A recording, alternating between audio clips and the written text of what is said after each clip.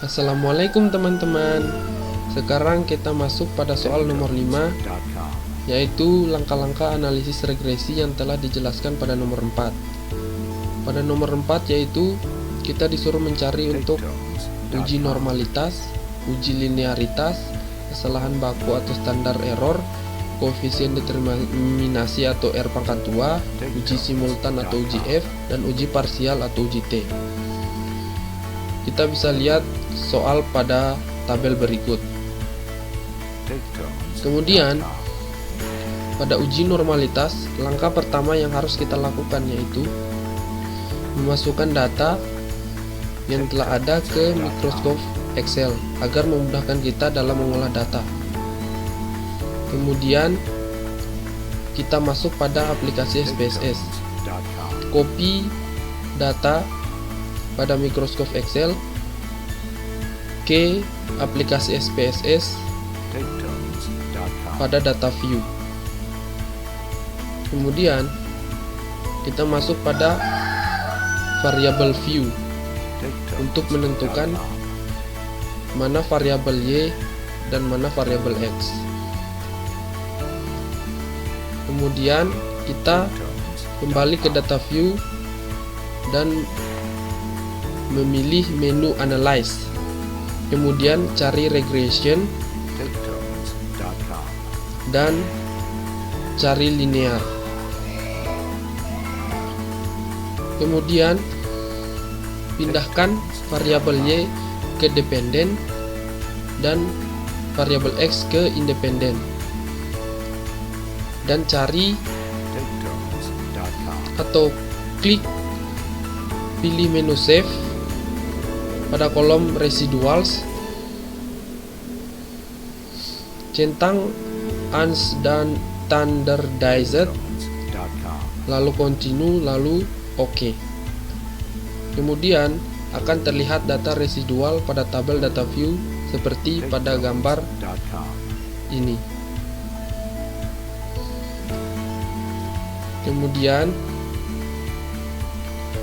pilih menu analyze dan cari non-parametric test. Kemudian klik legacy dialogs dan cari satu sampel KS. Kemudian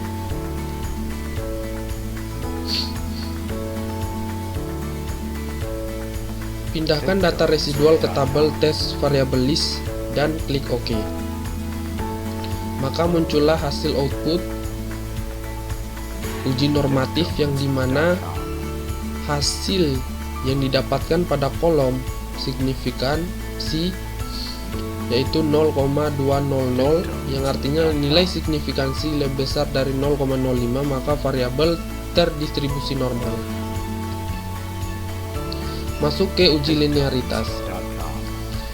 Kita klik analyze, lalu cari compare means dan klik means. Kemudian pindahkan variabel Y ke data dependen dan variabel X ke data independen. Kemudian pilih menu option, centang test for linearity, kemudian continue, lalu OK.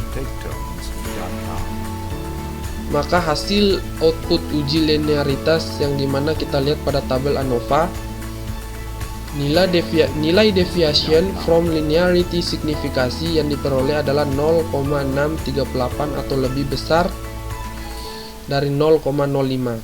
Maka dapat disimpulkan bahwa ada hubungan linear yang signifikasi antara variabel X dan variabel Y. Lanjut ke uji standar error.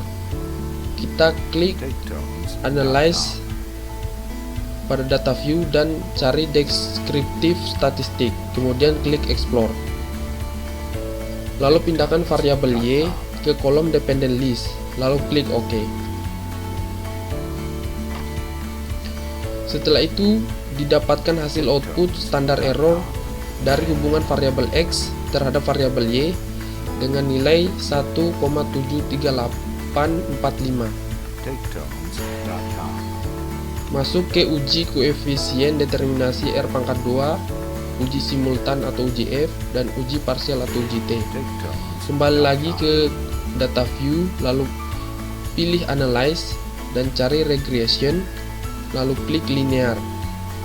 Kemudian pindahkan variabel Y ke tabel dependen dan variabel X ke tabel independen, lalu klik OK. Pada hasil analisis output, yang pertama yaitu koefisien determinasi. Pada tabel model summary hasil output yang diperoleh, koefisien determinasi R² sebesar 0,836 yang mengandung arti bahwa pengaruh variabel bebas X1 dan X2 terhadap variabel terikat Y adalah 8,36%. Kemudian kedua, uji simultan atau uji F. Uji ini dilakukan dengan membandingkan signifikansi nilai F hitung dan F tabel. Maka cara mencari F hitung, F tabel maksudnya, K bagi N kurang K, yaitu 2 bagi 10 kurang 2 sama dengan 2 bagi 8, yaitu 4,46 dengan tingkat kesalahan 5%. Maka berdasarkan hasil tabel di atas dapat dilihat pada nilai F hitung sebesar 17,899 dengan nilai F tabel adalah 4,46, sehingga nilai F hitung lebih kecil daripada F tabel atau 17,899 lebih kecil dari 4,4, lebih besar maksudnya, lebih besar dari 4,46. Di tingkat signifikansi 0,002 lebih kecil dari 0,05, maka H0 ditolak dan H1 diterima. Dapat disimpulkan bahwa variabel X1 dan X2 secara bersama-sama berpengaruh signifikan terhadap kepuasan variabel Y. Kemudian uji parsial atau uji T. Pengaruh variabel X1 terhadap variabel Y atau H1.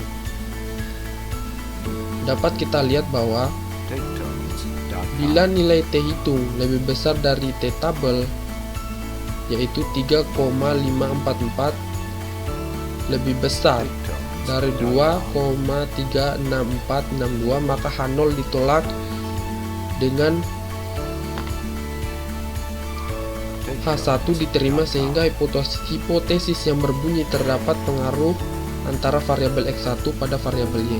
Kemudian yang kedua, pengaruh variabel X2 terhadap variabel Y atau H2. Berarti di sini kita lihat bahwa nilai T tabel lebih besar dari T hitung, yaitu minus 0,459 lebih kecil dari 2,36462, maka H0 diterima dan H2 ditolak, sehingga hipotesis yang berbunyi tidak terdapat pengaruh antara variabel X dan variabel Y. Sekian dan terima kasih penjelasan pada soal nomor 5. Wassalamualaikum warahmatullahi wabarakatuh.